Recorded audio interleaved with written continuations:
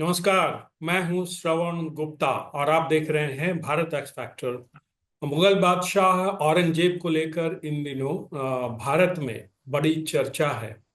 एक बात पर चर्चा बड़ी खास है कि भाई जो औरंगजेब था वो अच्छा प्रशासक था, शासक था। और दूसरा ये कि उसके टाइम में जो जीडीपी था भारत का, वो आज के जीडीपी से काफी अच्छा था, ज्यादा था।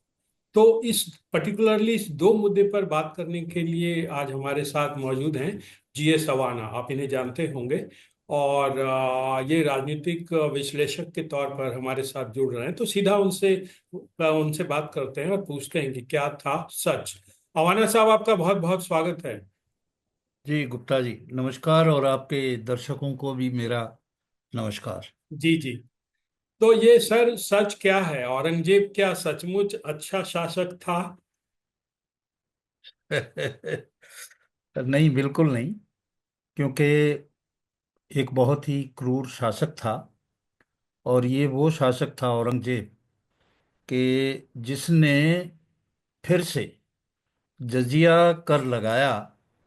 और इस जजिया कर के बारे में, टैक्स के बारे में मैं आपको कुछ थोड़ा सा बताता हूँ। जी जी। ये औरंगजेब आया था। इसका शासन शुरू हुआ 1658 से हम्म 1707 तक। हम्म आते ही इसने जजिया लगाया। और जो जजिया था वो बहुत ही ज्यादा सख्त था। जजिया जो लोग मुस्लिम नहीं थे, जिन्होंने इस्लाम को नहीं अपनाया था, उन लोगों के ऊपर लगाया गया, चाहे वो बौद्ध थे, सिख थे, ईसाई थे, कोई भी हो। हम्म। सबके ऊपर जजिया लगा। और इस जजिया की तीन श्रेणी थी। अच्छा। जो ऊपर की श्रेणी के लोग थे, जो थोड़े ठीक ठाक लोग थे, उनको देना होता था 48 दिरहम। इतना सर? और 48 दिरहम। हम्म। और एक दिरहम की कीमत थी 3.125 ग्राम चांदी। दिरहम मतलब करेंसी उस समय की? हाँ, क्योंकि ये लोग उधर से आए थे, तो दिरहम में करते थे। और उस दिरहम को फिर कन्वर्ट करते थे रुपी में।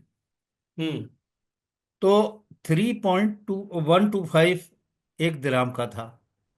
तो आप अगर देखें कि 48 दिरहम लिया हम्म। एक से, तो कितना हुआ?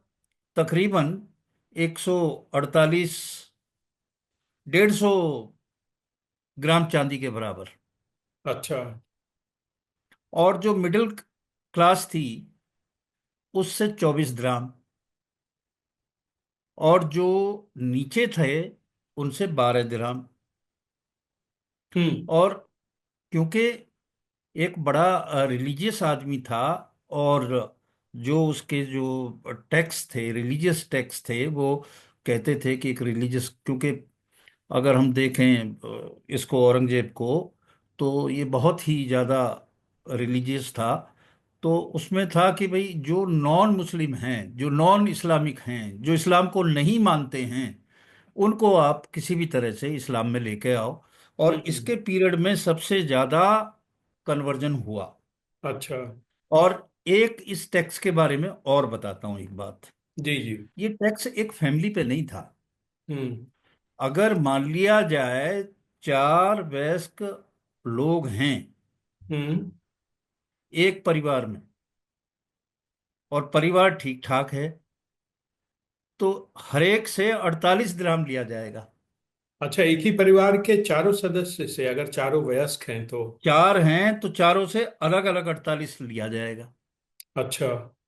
और उस वक्त हमारा जो देश था कृषि प्रधान था, और इतनी उपज होती नहीं थी। तो आप लगाएं कि कितना भारी एक्सप्लॉइटेशन था।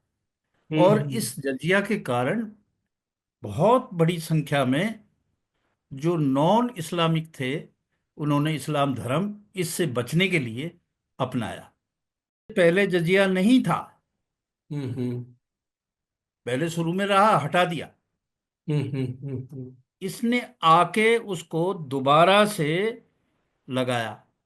और जो ये मैं बात कह रहा हूं, ये कोई बिना प्रमाण के नहीं है। इसमें जो म- मसरी मसरी ई आलमगीरी है। मसरी ई आलमगीरी एक ऑथेंटिक टेक्स्ट है, बुक है, और जो मुगल पीरियड की बताती है। मैं उससे इस बात को कोट कर रहा हूं, हम्म।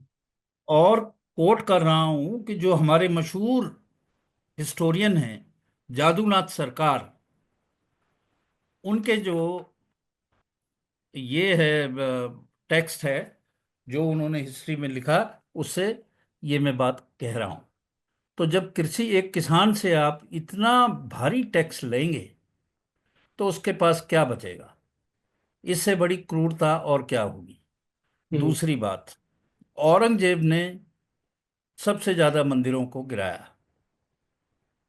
आप सीताराम गोयल की बुक में देखें, हजारों मंदिरों को औरंगजेब ने गिराया। इसमें जो मशहूर सोमनाथ का मंदिर है, उसको भी इन्होंने डेमोलिश किया और उसकी भी माया लूटी। सोमनाथ हम्म। का मंदिर 2 बार लूटा गया है। हम्म। ये सेकंड टाइम जब लूटा, तो ये हम्म। औरंगजेब ही था। अच्छा। और हाँ, मंदिरों में ये सब किया, और पब्लिक वेलफेयर का कोई इसको कुछ भी ऐसा किया नहीं। हम्म। तो इसलिए हम इसको क्रूर शासक कहते हैं। जो लोग कहते हैं कि बड़ा अच्छा शासक था, ये था, ऐसा कुछ भी नहीं। हम्म। और मैंने ये सारी बात हिस्टोरिकल फैक्ट्स पे कही है। तो वापस लौटते हैं उस पे जो जजिया टैक्स था। तो क्या ये इसका और कोई दुष्प्रभाव जो अभी आपने बताया इसके अलावा, जजिया का? एक तो कृषि दुष्प्रभाव ये की था वजह कि से जब आप लोगों परिवार से तबाह हो जाता जबरदस्ती होगा जी। जबरदस्ती उसकुला जाता था। हम्म। फौज के सिपाही आते थे, जो नहीं देता था उसको कठोर दंड दिया जाता था। तो ये सब चलता था उस टाइम पे। दूसरा पॉइंट है, हमारे कुछ लोग हैं जिनको कुछ ज्यादा पता नहीं है, हम्म। और वो लोग जो है वो कहते हैं कि औरंगजेब के शासन में जो है 24% जीडीपी थी, जो आज भी नहीं है। बहुत सारे लोग, आपने सुना होगा, कह हाँ, रहे इसकी बड़ी हैं। चर्चा थी, लोग उसका हाँ, महिमामंडन कि कर रहे चौबीस थे कि भाई परसेंट जीडीपी थी। जीडीपी उस समय बड़ा अच्छा था और अफगानिस्तान तक जो हाँ, फैला हुआ तो था। यहाँ पे मुझे बहुत ही विचित्र ये बात लगती है। पहली बात पहली बात के, ये जो चीज है, जीडीपी थी क्या? जीडीपी किसको कहते थे? इकोनॉमिक्स का स्टूडेंट रहा हूं और अच्छी तरह से समझ सकता हूं कि जीडीपी जो है, उसकी उसमें क्या क्या चीज होते हैं, कैसे मेजर की जाती है। तो जिस जीडीपी की आज हम बात कर रहे हैं, वो जीडीपी उस वक्त नहीं थी। उस तरह से वो मेथोडोलॉजी, वो मेथड, वो नहीं था। अब मैं इसमें थोड़ा सा और आगे बढ़ाता हूं कि जीडीपी तो हो गई आपकी 24%, यानी कि धन इकट्ठा कर लिया आपने। हम्म। जरूरी है कि एक स्टेट को, एक रूलर को, एक सरकार को वेलफेयर एक्टिविटी में उसकी स्पेंडिंग करनी चाहिए। हम्म। जो पैसा आया, उसका खर्च जनता के कल्याण के लिए होना चाहिए। हम्म। औरंगजेब ने कुछ भी ऐसा किया नहीं। हम्म। अपने महलों तक था, उन लोगों के लिए था जो उसके फेवरेबल थे, उस पे खर्च हो रहा था। आम जनता के वेलफेयर का कुछ भी नहीं किया। ना औरंगजेब ने कोई रोड बनवाए, ना सराय बनवाई, ना अस्पताल बनवाए, कुछ भी नहीं किया। और दूसरा, जनता के ऊपर, एक धर्म विशेष की जनता के ऊपर अ, जो है टैक्स, हैवी टैक्स लगाया। धर्म विशेष क्या है और हिंदुओं के ऊपर मोटे तौर हाँ, अब मैं इस पे एक और बात बताता हूं। ये बात किसने कही?